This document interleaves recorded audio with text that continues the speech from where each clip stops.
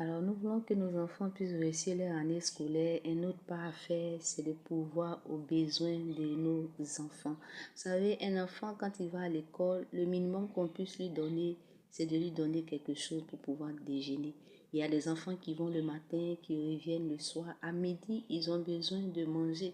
Un enfant qui a constamment faim, un enfant qui mange pratiquement, Seigneur, une fois par jour, qui ne mange pas du tout, aura du mal à se concentrer en classe.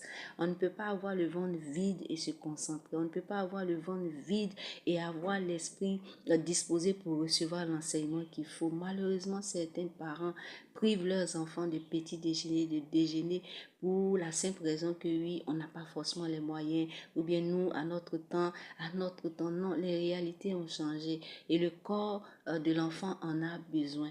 Un enfant qui a faim aura du mal à véritablement se concentrer, à donner le meilleur de lui-même. Également, il faudrait aider ces enfants-là qui doivent se déplacer sur une longue distance. Il faudrait les aider à supporter cette situation-là.